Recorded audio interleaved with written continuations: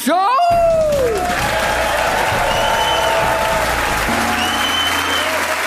Incidentally, North Korea held the first Pyongyang marathon the same day as London, and we should congratulate the worthy winner, a Mr. Kim Jong-Un, who ran the distance in a new world record time of 4 minutes 18 seconds. I did make that last bit up, which is fine, because virtually everything that's happened in North Korea recently has been made up, but reported over here as fact. You've probably heard the stories. Kim Jong-un fed his enemies to a pack of dogs. No, he didn't. It was made up by a Chinese satirical website and then reported in the West as fact. Then, more recently... Kim Jong-un orders all North Korean men must have the same haircut as him. No, ridiculous hoax story, reported everywhere as fact, including shamefully on the BBC website.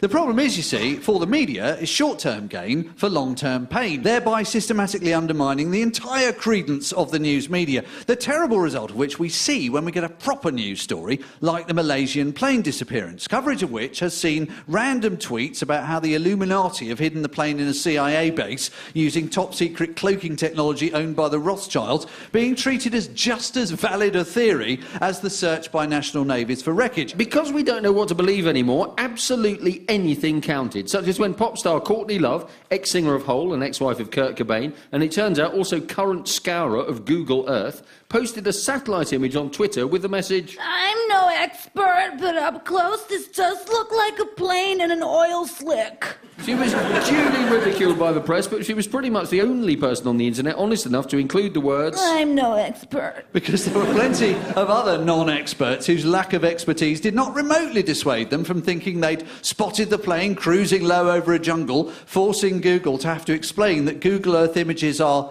not actually live. So, unsurprisingly, when American news network CNN asked their viewers to text in questions on the potential fate of Flight 370, questions included... If it was heading towards the South Pole, could it have just flown on and out into space? See, suddenly Courtney Love looks like Stephen Hawking by comparison. The whole point about the plane is that we don't really know anything. But we've got to say something. And even if we know something, we don't necessarily know what we think about it. Take Ukraine. We have no idea what we think about Ukraine because, again, we suddenly don't know what to think. Yeah, this is terrible. These people are trying to overthrow our government. Which government? Government that overthrew the other government. Right, so a government overthrew another government and now been overthrown by a different government. Yeah, and all because of the EU. Bloody EU. Ukraine are better off out. No. They want to get in. Do they? Oh, well, I'm with Putin then. And thus, UKIP's foreign policy was decided.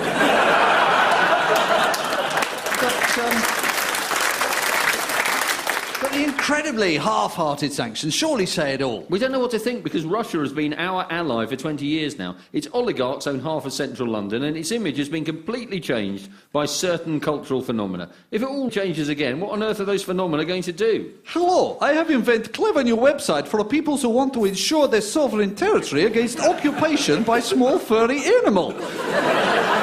InvadeTheMeerkat.com. But lots of people confuse with other website, InvadeTheMarket.com. So, Sergey have invented clever new thingamy-bob so you can tell difference. It's called Kalashnikov AK-40. He pointed at you if you get in way when baby Oleg occupy your police station. Simples.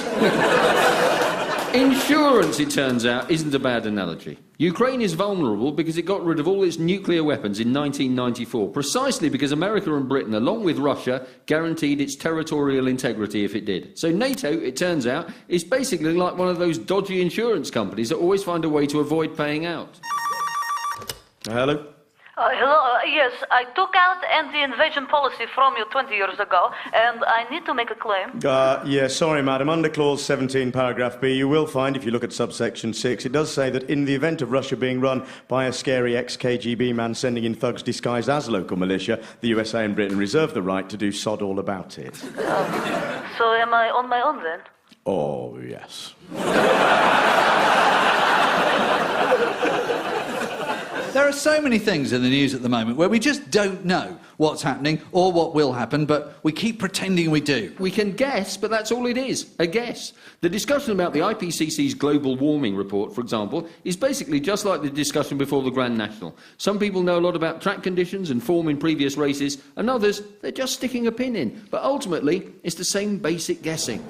So, welcome back to Planet Earth for the 2050 Global Warming Stakes. Let's have a look at the runners. Number 1, Voice of Doom. Well back this one, heavily tipped in The Guardian. Number 2, It's Not Happening, tipped by The Telegraph and The Mail. A lot of money riding on this from various large energy companies. Number 3, Wait and See, tends to stay in the pack, seldom coming to the front. Number 4, Big Oil, heavily backed, runs well to the right. Number 5, It's All a Conspiracy, shares are stable with Big Oil, but rather more unpredictable, wears a large pair of blinkers. Number 6, Weather Gone Weird has come to the fore in recent weeks, depends very much on current conditions, can be the front runner after heavy rain. Number 7, Cameron's Folly, tends to veer all over the track, changing direction constantly. Sometimes in green colours, sometimes not, enormously inconsistent, heavily handicapped, of course, by his own backbenchers. And number 8, Mr. Obama. This was the one everyone thought would lead the way, but refused at the first hurdle, seems unlikely ever to recover his early form. And finally, bringing up the rear is scientific data attracting very little interest. So, the big favourites are Voice of Doom and It's a Conspiracy, the prize, the survival of the human race, and most governments are back Wait and See. The Chinese surprisingly leaning towards Voice of Doom, and Australia have gone for It's Not Happening, also the choice of Nigel Lawson and many other once-a-year punters with no real knowledge of the sport. And they're under starters' orders, the CO2 levels are up and they're off, so join us in another 30 years when we might know the results. Would you please welcome John Holmes?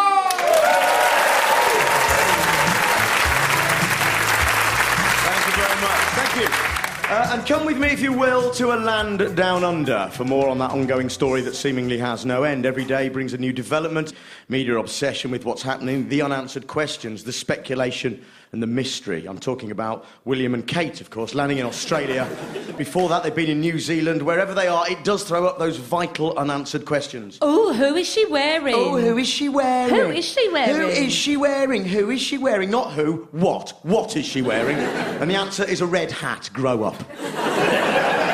Apparently these were the important questions, whereas at the beginning of the week, it was all about speculation. Oh, she might be pregnant. Is she pregnant? Oh, is she pregnant? Is she pregnant? Is she pregnant? Let's speculate. Oh, let's speculate. No. Oh, is Kate pregnant again? Oh, a classic example of the old adage that whenever a newspaper poses a question in a headline, then the answer is no. If you've never noticed this before, I promise you will from now on. One glance through any number of headlines from this week elicited this lot. Could Britain's offices all change from sitting to standing? No. Another one, again, genuinely from The Guardian, perhaps celebrating Easter. Is David Cameron continuing Jesus' work? No. Is Ed Miliband electable? I'm not even dignifying that one with a response. Next. Nigel Farage. No. On Wednesday, even the Today programme started to do it. Do too many men have beards? That's just stupid. Next. Can reading alarmist articles in the Daily Mail give you cancer? Yes, that one is a fact. Has John Holmes finished banging on? No. Yes. Have you made your point? Do you know, I can't even remember what it was. Let's say I have. Thanks very much.